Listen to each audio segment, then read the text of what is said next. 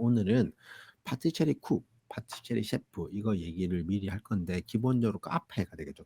카페인데 지금 변경된 스폰 비자도 또 바꿉니다. 이거 7월에 바뀌게 되는데 제 생각에는 이제 사파리가 거의 없어지지 않을까라는 생각이 듭니다. 그렇기 때문에 지금 시스템에서 기술이 낮거나 또는 이민성이 아까 코어 스킬에서 빠졌거나 또는 빠질 예정인 직업군들은 빨리 움직이셔야 됩니다. 자, 코어 스킬 리스트가 이제 발표가 됐는데 그 발표된 것 중에 이제 뭐 많이 빠진 직업군이 있습니다. 근데 그게 셰프는 살고 쿡은 떨어질 수도 있겠죠. 그러니까 여러분들이 쿡으로 가실 분들은 빨리 넣는 게 좋습니다. 그러니까 무조건 지금 있는 비자 시스템이 나중보다는 좋기 때문에. 그리고 그러면 나는 비자법이 바뀌면은 현재 비자를 신청해도 추후에 안 좋게 바뀌면 그게 그대로 적용되는 거 아닙니까? 아닙니다. 비자라는 것은 넣는 시점에 있는 법령이 그대로 적용이 되는 거예요. 아시죠? 그러니까 미리 넣는 게 좋겠죠. 스폰서 여러분들이 비자를 신청할 때 가끔 오해를 하는 게 뭐냐면 자기만 준비되면은 비자를 넣을 수 있다고 생각해요. 근데 많은 고용주분들이 뭐 도와주고 싶은데 어떻게 도와줘야 될지도 모르고 자기가 자격이 되는지도 모르는 분들이 상당히 많습니다. 기본적으로 당연히 뭐 여러분들이 일을 하고 있으면 호주 사람을 못 찾아서 일을 하고 있는 거겠죠. 근데 그거를 약간 언급을 해 줄 필요 있어요, 이미성에. 그리고 두 번째 뭐냐면 지금 현재 스폰이 가능한 직업군들이어야 돼요. 그 미드 텀, 그다음에 숏 텀 직업군들이 가능하죠. 뭐 외곽 지역에 있으면 좀 다르실 수도 있지만 그리고 그다음에 스폰서십 자격이 존재해야 됩니다. 그럼 스폰서십의 자격이 뭐가냐 하냐면 고용주가 첫 번째 그 스폰을 받는 직원의 월급을 줄 수 있는 경제적 능력이 있다라는 걸 증명해야 되고 두 번째는 그 아까 직업군 있죠. 직업군이 이 회사에 필요한 직업군인 거를 보여주는 게 있습니다. 총 세 가지가 있어요. 자, 그러면 한번 직업군들마다 제한 조건이 있습니다. 여러분들이 내가 파티체리로 얘기하는 이유는 뭐냐면 대부분 공부를 여러분들이 두 가지를 합니다. 요리 공부하시면 파티체리 파스웨이를 공부하는 경우나 커머셜 쿠커리 과정을 공부하시겠죠. 자, 그러면 파티체리를 공부했을 때 파티체리 공부하고 디플로마 호스피탈 했을 때 여러분에게 두 가지가 있죠. 하나는 파티체리 쿡으로 가는 것과 파티체리 셰프로 가는 경우가 있습니다. 자, 파티체리 쿡과 파티체리 셰프의 제한 조건이 있어요. 그 직업군에. 자, 먼저 파티체리 쿡을 보겠습니다. 만약에 여러분들이 고용주가 작은 카페를 운영한다. 거기에 특히 뭐 케이크를 판다. 그러다 쳐봐요. 빵을 팔거나 뭐 하겠죠. 자, 근데 여기 갔을 때 우리는 뭐 내 직업군을 셰프로 가야 됩니까? 파티시로 쿡으로 가야 됩니까? 아니면은 내가 카페 매니저로 가야 됩니까? 라는 질문이 생길 수 있겠죠. 자, 그럼 파티시리 쿡 같은 경우는 잘 보세요. 여기에 제한 조건을 보겠습니다. 여기에 제한 조건은 간단합니다. 미리 다른 곳에서 음식을 만들어서 갖고 오는 경우. 그리고 이곳이 뭐 팩토리 세팅으로 해가지고 막 찍어내듯이 만드는 그런 공장 같은 느낌이거나 하면은 안 되고 여러분이 또 어디 뭐 제품을 만들어서 어디 딴 데 보내는 그런 빵 공장 같은 컨셉이면 안 되는 거예요. 자, 그런데 파티셔리 셰프는 뭐가 다르냐면 그 내용이 없는데 여기서 이런 내용이 있습니다. 여기도 똑같이 뭐 팩토리 세팅이면 안 된다. 두 번째 근데 여기는 리미티드 서비스 레스토랑이면 안 된다라는 게 있어요. 그럼 리미티드 서비스 레스토랑이 어떤 거냐? 그러면 그게 아닌 건 어떤 거냐? 이 문제가 있어요. 그럼 파인 레스토랑하고 리미티드 서비스 레스토랑이 차이가 있어요. 자, 그다음에 또 뭐 여러분 카페 레스토랑 매니저가 될 수 있겠죠. 카페 레스토랑 매니저 같은 경우는 뭐냐면 여기도 리미티드 서비스 레스토랑이 들어갑니다. 그러니까 똑같이 여러분이 카페여도 여러분의 학력, 여러분의 경력, 여러분 영어 점수만의 문제가 아니라 여러분의 스폰서의 세팅이 어떻게 되어 있느냐에 따라서 달라질 수가 있다는 겁니다. 자, 구글 검색하면 이제 카페가 이렇게 나옵니다. 자, 제가 이제 간단히 설명해 드릴게요. 어떤 건 되고 어떤 건 안 됐는지를 이유를 설명해 드리겠습니다. 자, 이 첫 번째 이 그림을 보면은 이 카페 있죠. 지금 여기는 길거리에 있습니다. 길거리에 있으면서 여기 뭐 테이블도 있어요. 테이블도 있죠. 그리고 여기 보니까 이 매장 자체가 그냥 여기서 그냥 받고 여기 안에서 뭐 작게 뭐 뒤에 뭐 키친이 있을 수 있겠지만 이 카페는 리미티드 서비스라고 볼 가능성이 상당히 높아요. 여기는. 그러니까 여기서는 여러분들이 할 수 있는 직업군이 많이 없죠. 이 셰프 안 됩니다. 그리고 카페 레스토랑 매니저도 안 돼요. 그러면 그나마 할 수 있는 게 파티셔리 쿡이 가능하긴 한데, 그럼 여기서는 이 키친 안이 충분히 이런 빵이나 케이크를 잘 만들 수 있는 곳이어야 돼요. 이건 안 됩니다. 여러분이 그다음에 또 한번 보겠습니다. 이거 같은 경우는 되냐 안 되냐 문제가 되는데, 여기는 제가 봤을 때는요. 이 주방이 여기 지금 현재 오픈 스페이스에다가 여기에다 뭐 앉을 자리 있겠죠.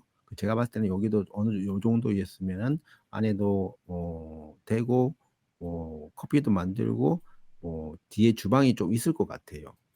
제 생각 여기는 파인 레스토랑으로 맞아요. 그럼 여기서는 어떻게 하냐면 제가 볼 때는 뭐 쿡도 되고 셰프도 되고 카페 레스토랑 매니저도 다 되는 거죠. 여기 이거 같은 경우는. 자, 이 경우 보세요. 여기 보세요. 여기는 어떠냐면은 저 보겠습니다. 여기는 앉는 자리가 거의 없는 것 같아요. 앉는 자리가 거의 없어요. 그리고 여기는 뭐 주로 하는 건 커피 만들어서 파는 거에 같은데, 이 경우는 리미티드 서비스라고 볼 가능성이 너무 높아요. 그렇기 때문에 여기서 리미티드 서비스 걸리니까 첫 번째 카페 레스토랑 매니저 안 된다. 두 번째 파티체리 셰프도 안 되는 거예요. 그럼 파티체리 쿠가 가야 되는데, 그러면 여기서 파티체리를 많이 파느냐? 그럼 이거는 메뉴와 결정, 메뉴 그다음에 키친 안에 이거 안 보이죠? 키친이 어떠냐에 따라서 예, 될 수도 있고 안 될 수도 있다는 거예요. 됐죠? 따라서 기본적으로 여러분이 빵이나 이런 것들 케이크들을 막 받아온다. 그럼 어려워요. 근데 여러분들이 뭐 기본적으로 그 재료 같은 걸 받아올 때 기본적으로 어느 정도 되어서 여러분들이 그냥 거기서 베이킹만 하는 경우도 있어요, 많이. 예, 그건 이미세 잘 모르죠. 여러분이 어떻게 설명에 따라 다르니까 그런 부분들을 잘 설명하시는 게 중요하다. 고용주의 부분에서. 알겠죠? 자, 그리고 여러분들이 보통 이제 여기서 누가 일을 하느냐, 뭐 오너가 있고, 뭐 매니저가 있고, 뭐 셰프도 있고, 뭐 파티셔리 쿡도 있고, 뭐 여러겠죠, 홀도 있고 이런데, 기본적으로 이런 일을 하는 사람들이 있어야 됩니다. 혼자서 뭐 일을 하시거나 뭐 그러시면 어렵겠죠. 커피만 만들고 있으면. 그러니까 그런 부분도 고려해야 됩니다.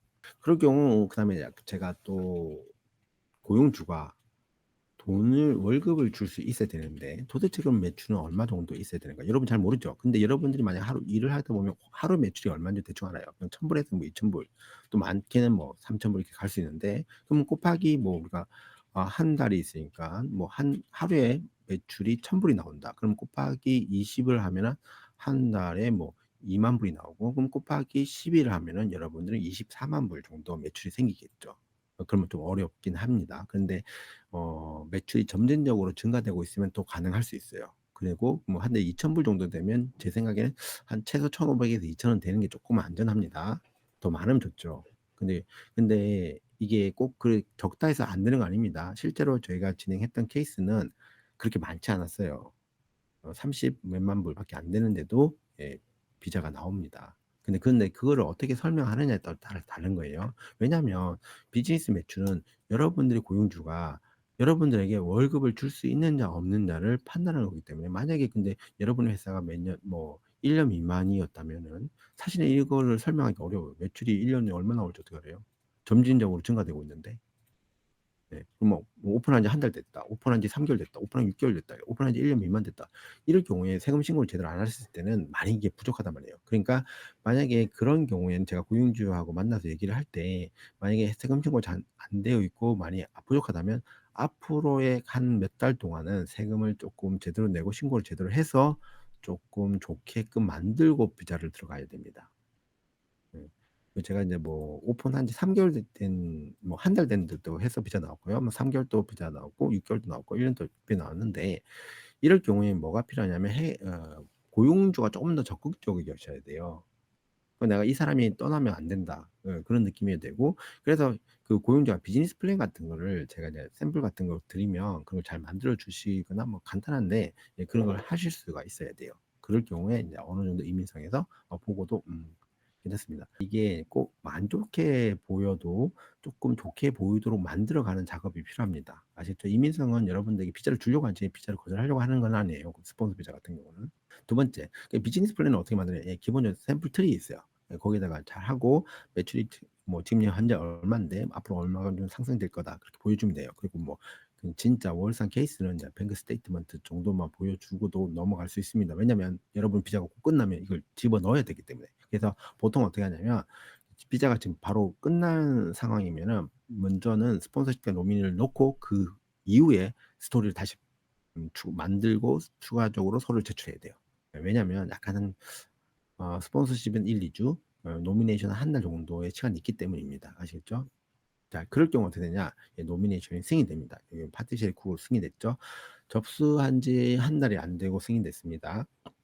여기 회사가 시드니에 있고 오픈한 지 6개월이 안 됐어요. 네, 안 됐다는 해서 안 되는 건 아닙니다. 아시겠죠? 만약에 여러분이 좀 비자 회사가 뭐 1년 이상 운영됐으면 제가 준비할 때 편하죠. 근데 그게 안 된다 해서 안 되는 건 아닙니다. 고용주가 좀 더 적극적이면 여러 가지 서류를 준비해서 이민서를 설득할 수 있어요. 그 다음에 비자가 승인됐습니다. 이제 노미를 넣고 그다음에 학생의 비자를 넣었죠. 비자 넣고 약 한 2달. 왜냐면 왜 2달이 걸렸냐면 원래 비자 빨리 나오는데 노미가 승인되고 나면은 이분이 신장검사 좀 늦게 하셨어요. 요즘에 신장검사가 바로바로 예약이 안 되더라고요. 그래가지고 보통 한 달 정도 걸려요. 신장검사가. 그러니까 신장검사 끝나고 추가 요청 없었습니다. 그냥 바로 승인됐어요. 그 카페가 작고요. 주방이 좀 커머셜하지 않지만 커머셜하게 보이게 하고 그다음에 파티셔리 뭐 아니니까 어쩔 수 없이 파티쉐리 쿡으로 갔죠. 이분 같은 경우는. 그리고 회사가 이제 오픈을 한 지 얼마 안 됐었고, 그리고 여기 테이블이 2개밖에 없어요. 카페에 테이블이 2개밖에 없어요. 별로 없습니다. 그래서 제가 테이블 사진 아예 안 찍었어요. 이민선 설득할 때. 보여줘봤자 좋을 게 하나도 없기 때문에 키친을 좀 더 강조했고, 그 회사의 매출, 그리고 그 회사의 주력 메뉴, 이런 부분을 좀 강조해서 이민서 설득했습니다. Q&A 시간인데 여러분 혹시 궁금한 거 있었으면 여기 한번 적어서 남겨주시면 됩니다.